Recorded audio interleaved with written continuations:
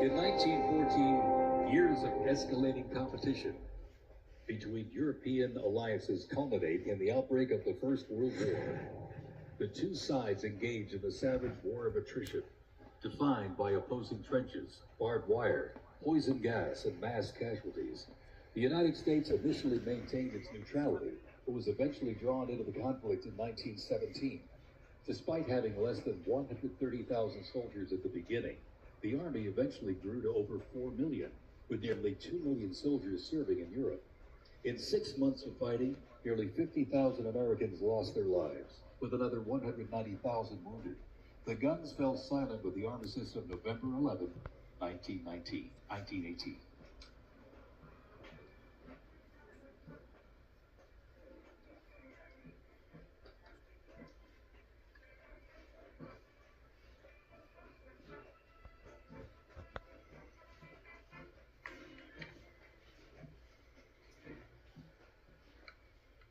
We continue on with more USA World War I rolling stock.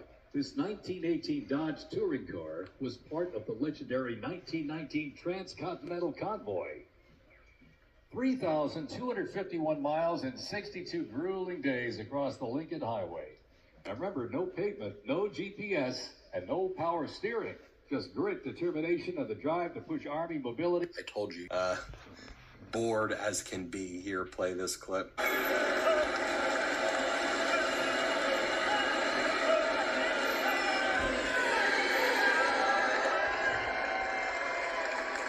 Department of Homeland Security cosplay dog killer Kristi Noem, also incredibly bored. Play this clip.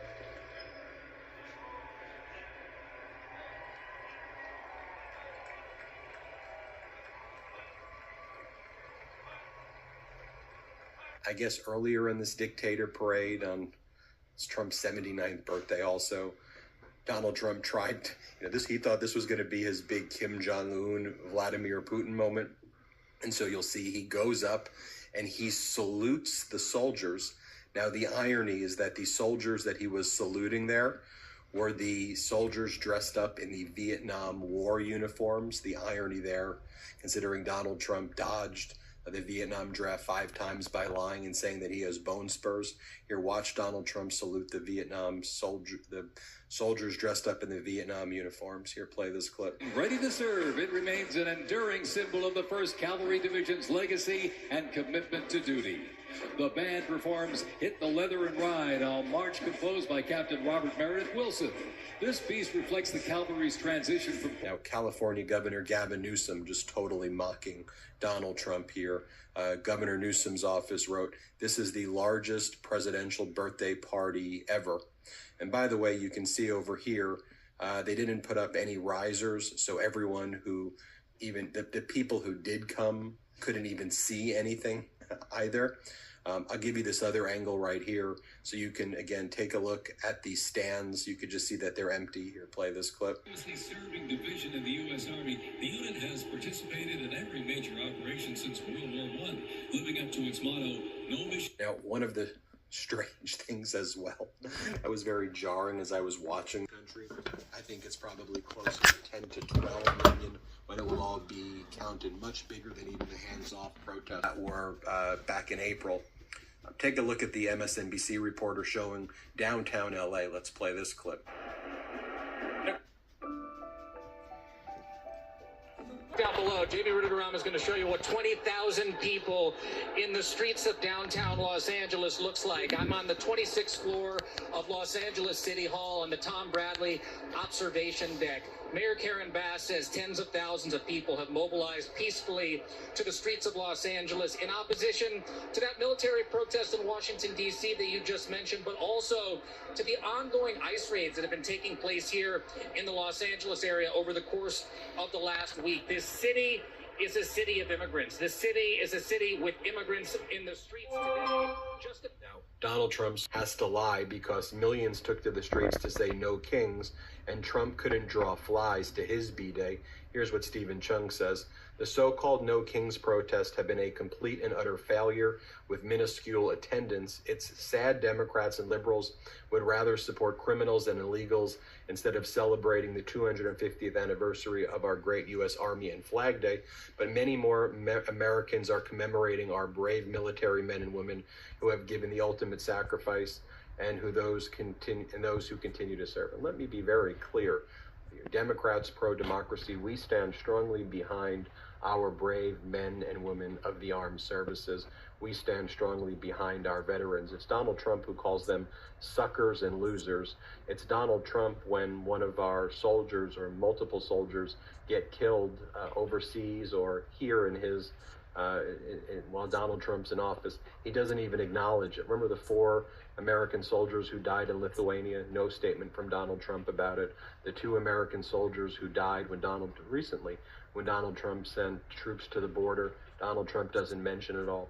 Hey, a soldier passed away or died in an Apache helicopter 24 hours ago in connection with operations or in operations that were around the 250th anniversary.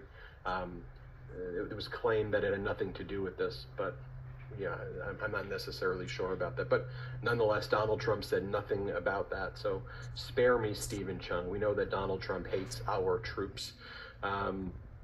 Take a look here, though. Despite warnings from the law enforcement not to attend today's No Kings rally after this morning's assassination of the Minnesota lawmakers, with the killer on the loose, the No Kings rally in Minnesota state capital in St. Paul had tens of thousands of people.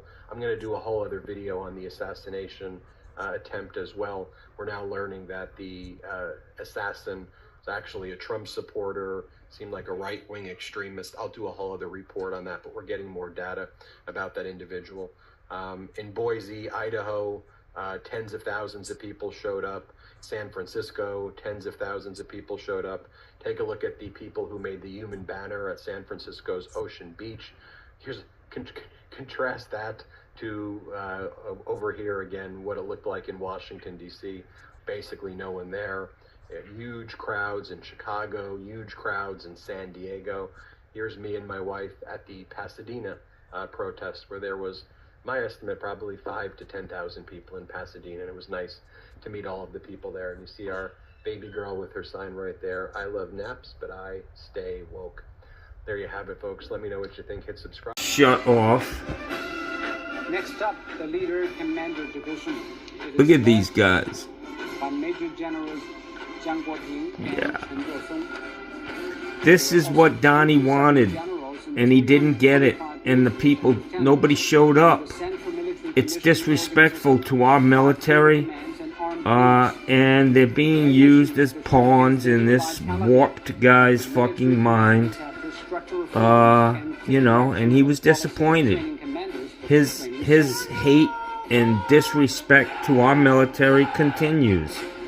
You could see it in his face. He was disappointed about everything. The way they looked, the creaky old fucking tanks squealing down the street. This is the image he had in mind, and it's not what he got, guys. I'm sorry, man. Yeah. It's been charged with the strategic requirement of mobile operations and multidimensional offense and defense. We got work to do. That means First task is to dump Donnie. Dump Donnie. Early. Look at these guys. Perfect formation. I just have to say, our troops, those lines were fucking bad. I mean, we marched better in boot camp. Just didn't do our military justice. And I don't know, man. And interests at sea and protecting strategic passageways. Sad commentary. Sad commentary.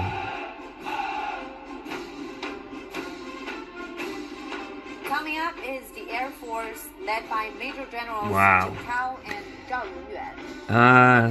That's not what we saw yesterday, guys. I'm sorry.